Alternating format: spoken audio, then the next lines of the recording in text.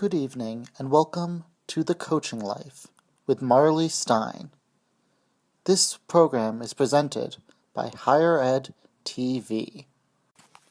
Tonight's case study is David, subtitle, Residence Life Resentment. David has come to this coaching session with a desire to talk about an issue related to his role as Assistant Residence Director. He typically discusses the challenges he faces in this role, but he's finally ready to be more vulnerable and open about the main source of his problems. Anna and Amy, two of the RAs who David oversees, are not completing their work or meeting their deadlines. They are also minimizing the importance of David's deadlines in front of the newer RAs, which makes David feel frustrated and disrespected.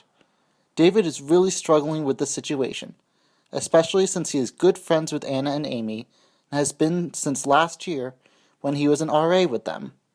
David needs a coach's advice on the matter as he is worried that Anna and Amy's actions will reflect poorly on him in the eyes of his supervisor. David, how you doing? So in our past sessions, you talked about some of the challenges you're having as the new assistant resident director, and you mentioned that you wanted to elaborate more on some of the relationships with your assistants.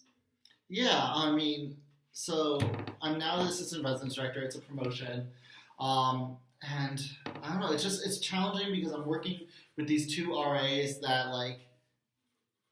I used to be RAs with last year, and so they were my peers, but now I'm sort of in charge of handling, keeping them accountable and making sure that they are getting their jobs done.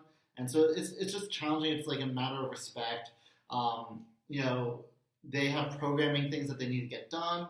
I have to manage the deadlines. I have to make sure that they're really getting all this done, and it's not happening. They don't seem to really see me in that role, and so they're not meeting their deadlines, and it just, I don't really understand how I can help them and how I can lead them if they're not going to listen to me. Mm-hmm. So is it just your friends, or is there any secondary things that are going on as well?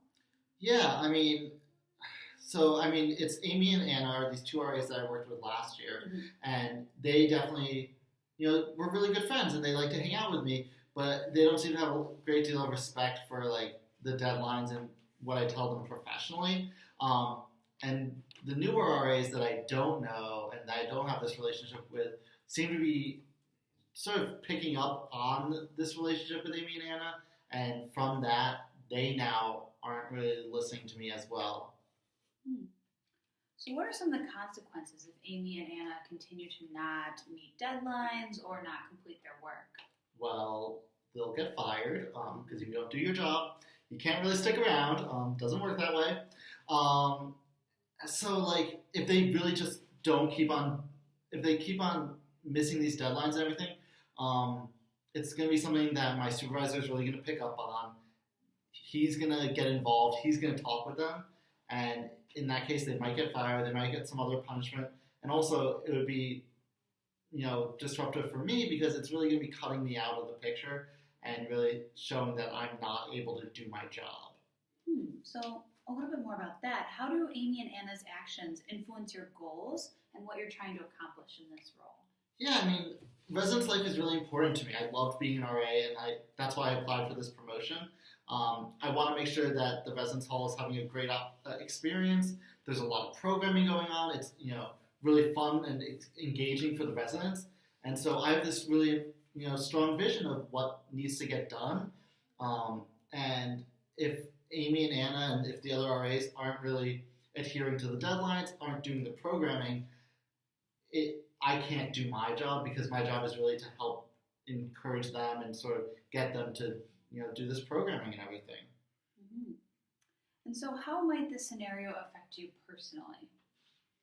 It's caused a lot of stress, so that's one thing. I think it's really hard because I don't know if Amy and Anna have picked up on the fact that it's challenging, but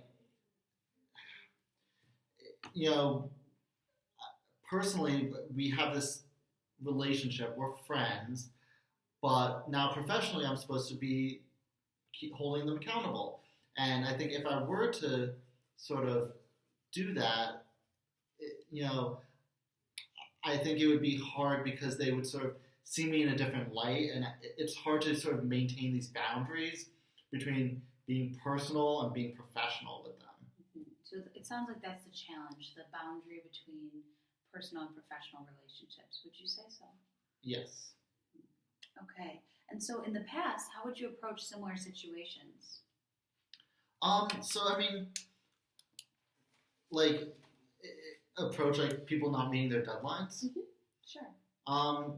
So like usually I'll give them an extension or say like this needs to get it done as soon as possible. Ahead of the deadline in our individual meetings that I have with them biweekly, I'll tell them this deadline's coming up. Come on, like I know you haven't done your programming yet. Needs to get done. But I haven't really done anything like serious. I haven't really like sort of cracked the whip in terms of saying like getting mad or anything like that. I'm more just like try to gently remind them and sort of urge them along to doing it. Mm-hmm. So if they don't meet it, have there been any consequences in the past? Not really. Not to this point yet. There really hasn't been any consequences.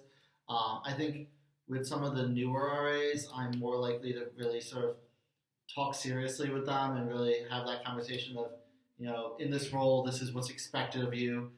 This needs to get done.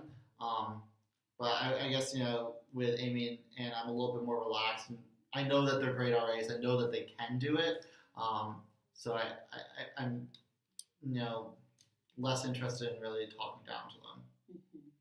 So what would be your ideal or best case scenario for this problem? For it to go away. And I want the residents to have a great experience. I want there to be awesome programming for them. I became friends with Amy and Anna through Residence Life because in this environment you want to, hang out with them and you want to spend time and really get to know them, and that has worked out really well. So I feel like in the Residence Life context, even with this position, I still can be friends with them. I just need to make sure that they're doing their job and that the programming is happening. So if both of those could really work out, that would be best. So what are some possible solutions here? And as we come up with them, let's take notes so we have a reference. So I guess, I think it would probably be a good idea to sit down with Amy and Anna and really, they are my friends. They care about me. I don't know if they have picked up on the fact that this is stressing me out. So I think sort of trying to explain my frustration to them and get them to understand, where I'm coming from and hopefully get them to empathize with me. Having that sort of informal conversation, but really sort of explaining to them where everything's going wrong right now, that might be good. Okay.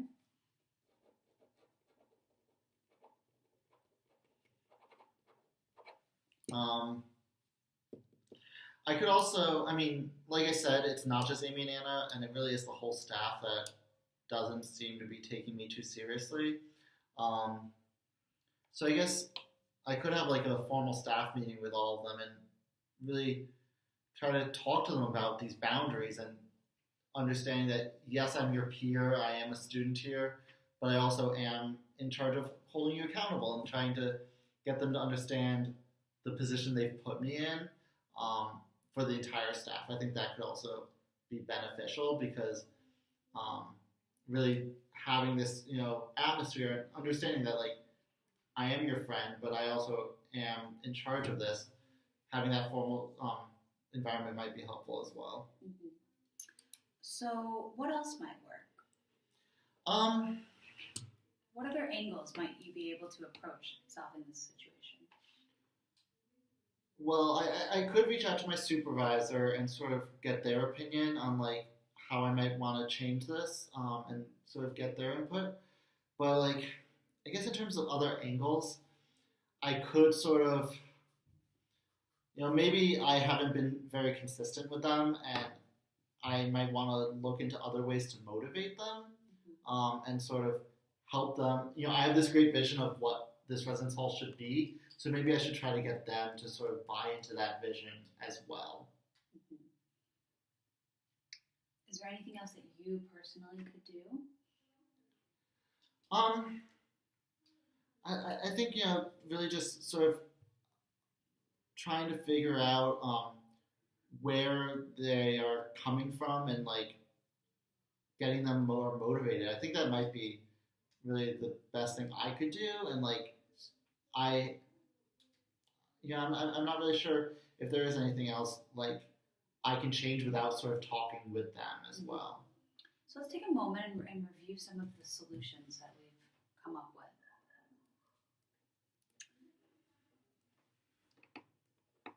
So looking at these, what are some approaches you can take to ensure that Anna and Amy do their work but yet maintain your friendship with them? That is a great question.